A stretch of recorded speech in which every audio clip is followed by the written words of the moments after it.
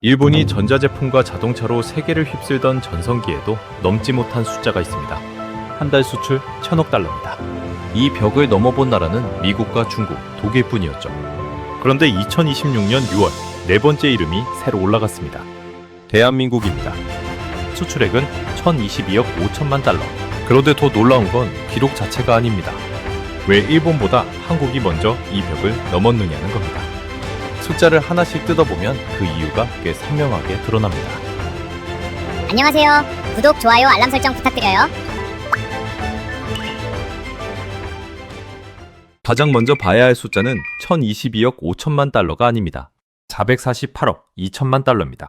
6월 한 달 동안 한국이 해외에 판 반도체 금액입니다. 전체 수출의 약 44%가 반도체에서 나왔습니다. 전년 같은 달과 비교하면 증가율은 199.5%였습니다. 거의 3배가 된 겁니다. 그게 무슨 말이냐고요? 한국이 갑자기 공장을 3배 더 지었다는 뜻은 아닙니다. 세계가 같은 물건을 더 비싼 값에 더 많이 찾기 시작했다는 뜻에 가까운 거죠. 그 중심에 인공지능이 있는 거죠. 요즘 인공지능 서버는 계산만 빠르다고 끝나는 게 아닙니다. 엄청난 양의 데이터를 쉴 새 없이 끌어와야 합니다. 연산칩이 아무리 빨라도 메모리에서 데이터가 늦게 오면 제 속도를 못 냅니다. 고속도로 차선은 넓은데 톨게이트가 막힌 것과 비슷합니다. 그 병목을 줄이는 핵심 부품 가운데 하나가 HBM인 거죠. 여기서 한국 기업의 위치가 상당히 강하죠. 2026년 1분기 HBM 매출 기준으로 SK하이닉스가 58%를 차지했습니다. 삼성전자는 21%였습니다. 두 회사를 합치면 79%입니다. 세계 HBM 매출 10 가운데 거의 8이 한국 기업에서 나온 셈이죠. 저는 이 숫자가 1,000억 달러 못지않게 중요하다고 봅니다.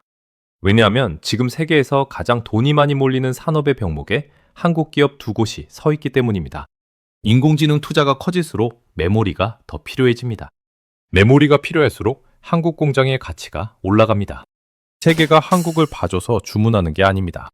필요한 물건을 한국이 만들어내니까 사가는 겁니다. 그런데 여기까지 들으면 이런 생각이 드실 수 있습니다. 결국 반도체 하나 대박난 것 아니냐고요? 맞는 지적이죠. 실제로 반도체 비중은 너무 크죠. 하지만 숫자를 조금 더 뜯어보면 이야기가 달라지는 거죠. 6월에는 주력 수출 품목 20개 가운데 18개 품목이 증가했습니다.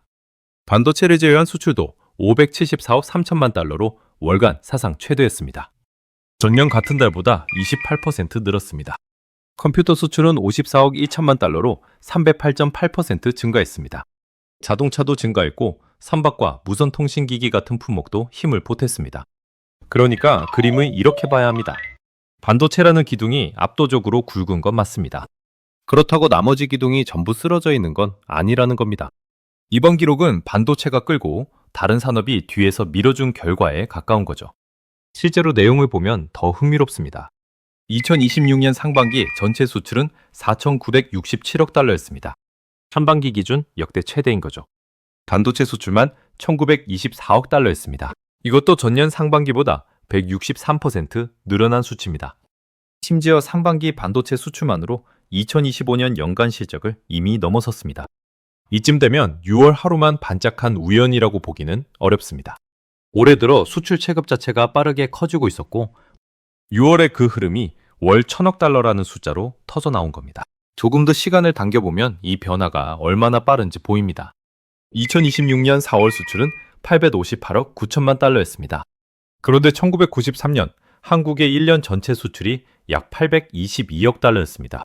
30여 년 전에는 1년을 꼬박 팔아야 했던 금액보다 지금은 한 달에 더 많이 수출하는 나라가 된 겁니다.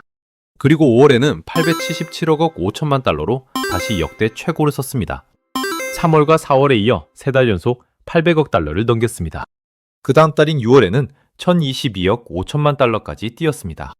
기록이 한 번 튄 게 아니라 계단을 계속 올라가다가 결국 1,000억 달러라는 선을 넘어선 모양에 가깝습니다. 이 흐름이 중요한 이유가 있습니다. 월 수출 기록은 하루 주문 몇 건으로 만들 수 있는 숫자가 아닙니다. 반도체뿐 아니라 항만과 물류, 자동차와 선박, 부품과 소재, 수많은 중소협력업체가 동시에 움직여야 가능한 규모입니다. 그래서 1,000억 달러는 특정 기업 하나의 실적이 아니라 한국 제조업 전체의 처리 능력을 보여주는 숫자이기도 합니다. 자, 근데 이렇게 얘기를 했는데 진짜 궁금한 건 따로 있습니다. 일본입니다. 일본은 원래 수출을 못하는 나라가 아니죠. 오히려 정반대인 거죠. 자동차와 전자제품, 기계와 소재로 세계 시장을 휩쓸었던 나라입니다. 소니와 파나소닉, 도시바 같은 이름이 전 세계 가정에 들어가 있던 시절이 있었죠. 도요타와 혼다 같은 자동차 회사는 지금도 세계 시장에서 강합니다. 그런 일본이 못 넘은 월 1,000억 달러를 왜 한국이 먼저 넘었을까요? 이걸 단순히 한국이 일본보다 기술이 좋다고 설명하면 틀립니다. 일본은 지금도 소재와 부품, 정밀기계에서 강한 기업이 많습니다. 핵심은 세계가 돈을 쓰는 곳이 바뀌었다는 거죠. 2026년 1분기 한국 수출은 2,199억 달러였습니다. 같은 기간 일본은 1,895억 달러였습니다. 한국이 일본보다 304억 달러 많았던 거죠. 1분기 기준으로 한국이 일본 수출을 앞선 것은 처음이었습니다. 1월과 2월만 놓고 봐도 흐름은 뚜렷했습니다. 세계 상품 수출 순위에서 한국은 5위였습니다. 일본은 6위였습니다. 그러니까 6월 기록은 어느 날 갑자기 일본을 추월한 사건이 아니었던 거죠. 이미 그 전부터 수출의 순서가 바뀌기 시작하고 있었던 겁니다. 그럼 왜 이런 변화가 생겼을까요? 여기서 일본 정부가 스스로 내놓은 분석을 보면 꽤 의미가 있습니다. 일본의 세계 상품 수출 점유율은 1990년대 중반 10%에 가까웠습니다. 최근에는 4% 아래까지 내려왔습니다. 더 중요한 내용도 있습니다. 지난 약 30년 동안 일본의 주요 수출 품목 구성이 상대적으로 크게 바뀌지 않았다는 진단입니다. 물론 이것만 가지고 일본 산업이 멈췄다고 말하면 과장입니다. 일본은 오히려 고급 소재와 부품 같은 상류 공정에서 강한 기업을 많이 만들어냈습니다. 일본 경제 산업성도 그 경쟁력을 인정합니다. 다만 나라 전체의 수출 체급을 키우려면 기존 강자만 지키는 것으로는 한계가 있다는 뜻입니다. 새로운 수출 상품과 기업, 시장을 계속 만들어야 한다는 거죠. 제가 보기에는 바로 이 지점에서 이번 한국의 기록을 봐야 합니다. 한국도 항상 잘했던 건 아닙니다. 1960년대와 1970년대의 주력 수출품과 지금의 주력 수출품은 완전히 다릅니다. 커미와 신발이 중심이던 시기가 있었고, 그 다음에는 선박과 자동차가 커졌습니다. 전자제품과 휴대전화가 수출을 끌던 시기도 있었습니다. 그리고 지금은 반도체와 인공지능 메모리가 가장 굵은 축으로 올라왔습니다. 우리나라도 이 수출 시장에서 하루아침에 올라온 나라는 아닙니다. 잘 팔리는 물건이 영원하지 않다는 걸 여러 번 겪었습니다. 그래서 앞에 산업이 흔들리기 전에 다음 산업에 돈을 넣는 선택을 반복해왔습니다. 그 결과가 항상 성공한 것도 아니죠. 수많은 실패도 있었습니다. 하지만 산업의 중심을 옮겨온 속도가 결국 차이를 만들었습니다. 여기서 한 가지는 분명히 해야 합니다. 한국이 일본보다 모든 산업에서 앞섰다는 이야기가 아닙니다. 그런 식으로 가면 이 영상은 바로 틀린 이야기가 되죠. 일본은 여전히 자동차와 기계, 소재와 부품에서 강하죠. 세계 공급망에서 일본 기업을 빼기 어려운 분야도 많습니다. 다만 2026년 세계가 가장 공격적으로 돈을 쓰는 분야가 어디냐고 물으면 답이 달라집니다. 인공지능 데이터 센터입니다. 그리고 그 데이터 센터에 들어가는 고성능 메모리와 저장 장치 수요가 폭발했습니다. 바로 그 길목에서 한국 기업들이 강했습니다. 쉽게 말하면 메뉴판이 바뀐 거죠. 어제까지 가장 잘 팔리던 메뉴가 오늘도 반드시 1등이라는 보장은 없습니다. 손님들이 갑자기 다른 메뉴를 찾기 시작했는데 그 메뉴를 가장 빠르고 많이 만들 수 있는 주방이 유리해지는 거죠. 2026년에는 그 주방 가운데 하나가 한국이었던 거죠. 그리고 그게 우연히 하루아침에 만들어진 건 아니죠. 반도체 공장은 주문이 들어왔다고 다음 달에 지을 수 있는 게 아니죠. 장비를 들이고 공정을 안정시키고 수율을 끌어올리는데 시간이 걸립니다. 수십 년 동안 쌓인 생산 경험이 있어야 대규모 주문이 왔을 때 물량을 받아낼 수 있습니다. 더 정확히 말하면 한국이 갑자기 잘하게 된 게 아닙니다. 세계가 가장 필요로 하는 물건이 바뀌는 순간 한국이 그 자리에 있었던 겁니다. 그리고 한 단계 더 들어가면 그 자리에 우연히 있었던 게 아니라 수십 년 동안 그 자리를 만들어 온 겁니다. 여기까지는 충분히 자랑스러워해도 될 것 같습니다. 그런데 딱 여기서 분위기를 한번 식혀야 합니다. 왜냐하면 이 기록에는 분명한 약점도 있기 때문입니다. 이번 기록에서 이 단어를 빼놓을 수 없죠. 쏠림입니다. 6월 전체 수출의 약 44%가 반도체였습니다. 이건 엄청난 경쟁력인 동시에 엄청난 의존도입니다. 반도체 가격이 크게 떨어지거나 인공지능 투자가 둔화되면 한국 전체 수출이 같이 흔들릴 수 있다는 뜻입니다. 우리는 이런 장면을 이미 본 적이 있습니다. 반도체 업황이 꺾일 때 삼성전자와 SK하이닉스 실적만 나빠지는 게 아닙니다. 설비 투자가 줄고 협력사 주문이 줄고 세수까지 영향을 받습니다. 수출의 굵은 기둥 하나가 흔들리면 그 진동이 경제 전체로 퍼지는 겁니다. 그래서 6월 숫자만 보고 이제 매달 1,000억 달러라고 생각하면 곤란합니다. 바로 다음 달인 7월 수출은 988억 9천만 달러였습니다. 2,000억 달러 아래로 다시 내려왔습니다. 다만 이것도 월간 기준 역대 두 번째 수준이었습니다. 반도체 수출 역시 410억 2천만 달러로 두 달 연속 400억 달러를 넘었습니다. 그러니까 7월 숫자는 두 가지를 동시에 보여줍니다. 2,000억 달러가 아직 고정된 일상은 아니라는 거죠. 그리고 수출 호조 자체가 한 달 만에 사라진 것도 아니라는 겁니다.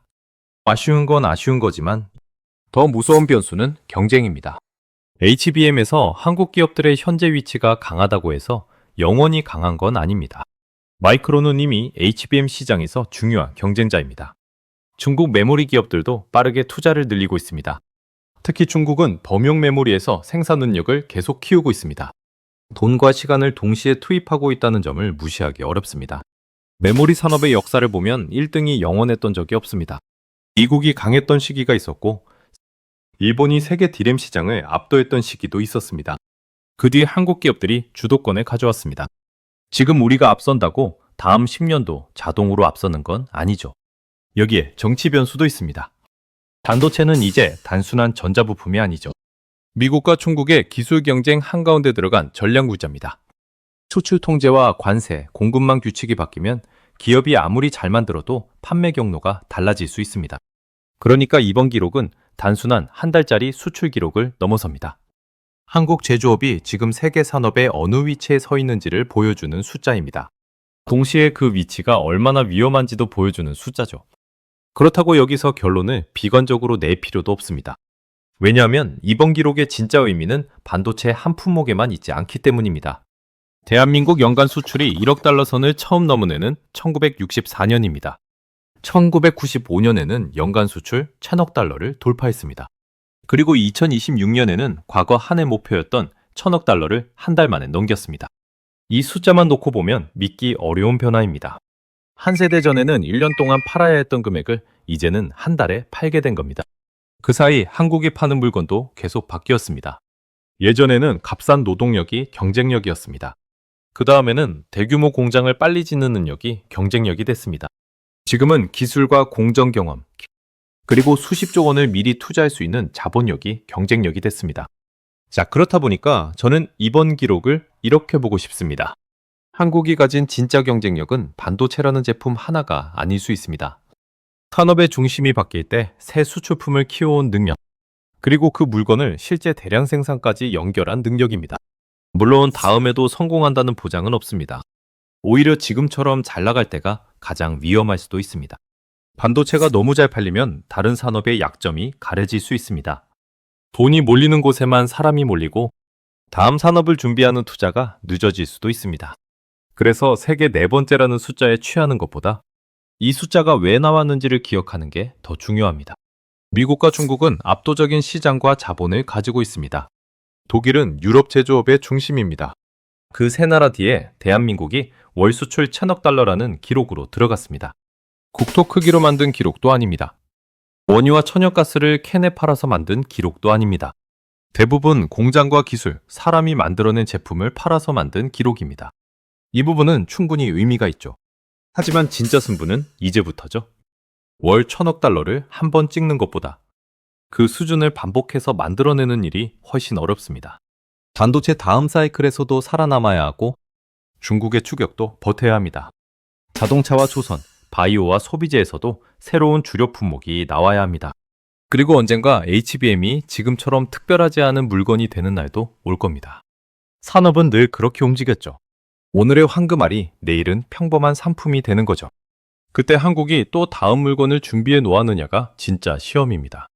그래서 저는 이번 1,022억 5천만 달러보다 세계 네 번째라는 숫자보다 오히려 그 다음 숫자가 더 궁금합니다. 2030년대 대한민국 수출을 먹여 살릴 물건은 무엇일까요? 인공지능 반도체일 수도 있습니다. 차세대 조선과 방산일 수도 있습니다.